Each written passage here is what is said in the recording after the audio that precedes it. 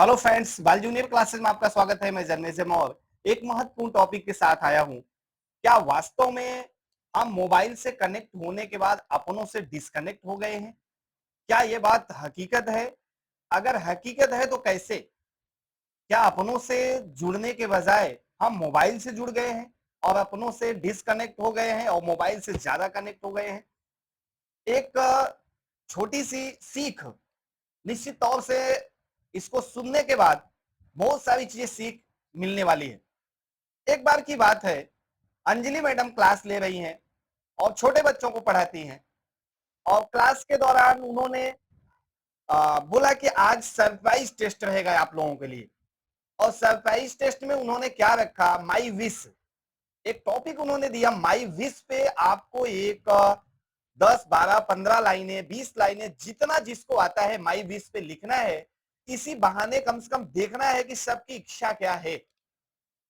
सभी बच्चे एग्री हो जाते हैं और जब टॉपिक सब लिख के समाप्त करते हैं, अंजलि मैम सबका कलेक्ट कर लेती हैं, घर लेके जाती हैं, इत्मीनान से बैठ करके कॉपी चेक कर रही हैं। उस दौरान उनके ससुर जी, सासू माँ और उनके हस्बैंड और देवर सब अलग अलग कमरे में बैठे हुए हैं और सब अपनी अपनी मोबाइल में बिजी हैं। सब अपनी अपनी मोबाइल देख रहे हैं, बिजी हैं, सोशल मीडिया का उपयोग कर रहे हैं। कोई न्यूज देख रहा है, कोई कुछ यूट्यूब के माध्यम से, फेसबुक के माध्यम से जुड़ा हुआ। हर व्यक्ति मोबाइल में पूरी तरह से बिजी है और अंजलि मैम कॉपी चेक कर रही हैं। उस दौरान उन्होंने एक ऐसी कॉपी पाया, एक ऐसी कॉपी को चेक किया जिसको चेक करते हुए वो भावुक हो गई और उनकी आंखों में आंसू आ गए। उसमें क्या कुछ था, मैं आपको बता रहा हूं। उन्होंने देखा कि उस कॉपी में एक बच्चे ने लिखा और बहुत व्यवस्थित उसने लिखा था कि काश ऐसा होता कि हमारे घर जितनी भी मोबाइलें हैं, जितनी भी मोबाइल है, सारी मोबाइलें हमारे घर नहीं होती, सारी मोबाइलें हमारे घर से दूर हो जाती। ऐसा होता तो कम से कम उसके बहाने हमारे परिवार के लोग, हमारे घर के लोग, हमारे दादाजी दादी जी हमसे कनेक्ट होते, मोबाइल से इतना कनेक्ट नहीं होते।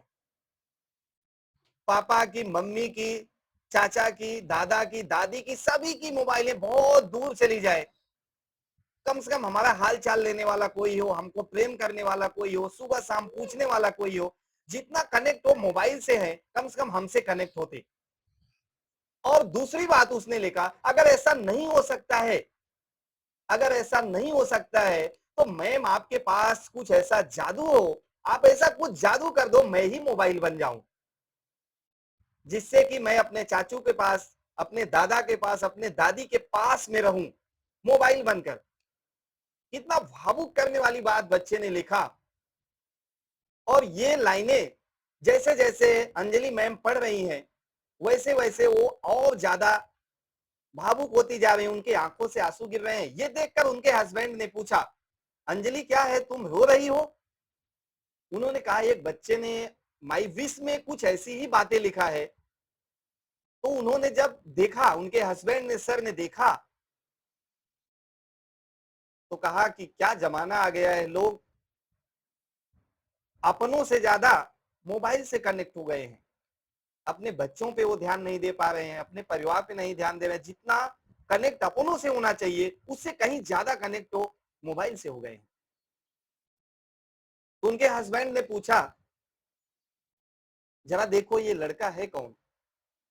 अंजलि मैम ने पीछे पलट के देखा, उन्होंने कहा, ये अपना गोलू ही लिखा है।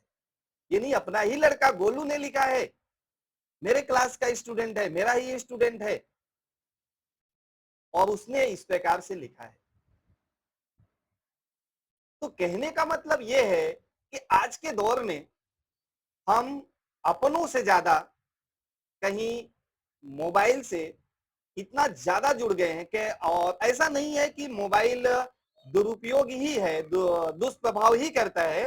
मोबाइल का अच्छा भी परिणाम है, लेकिन हमको उतना ही प्रयोग करना चाहिए।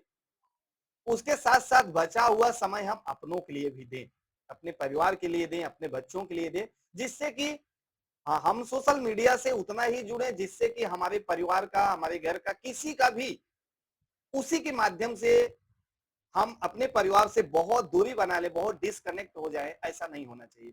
ये एक ऐसी सीख केवल एक ही व्यक्ति के लिए नहीं है, वास्तव में परिवार के लिए, हम पूरे समाज के लिए, पूरे देश के लिए भले ही एक अनजान है, लेकिन परिवार के लिए एक बहुत महत्वपूर्ण हीरा है, ये समझ सकते हैं। परिवार के लिए बहुत महत्वपूर्ण चीज है, भले ही समाज के लिए उतना महत्वपूर्ण नहीं, लेकिन अपने परिवार के लिए बहुत महत्वपूर्ण है।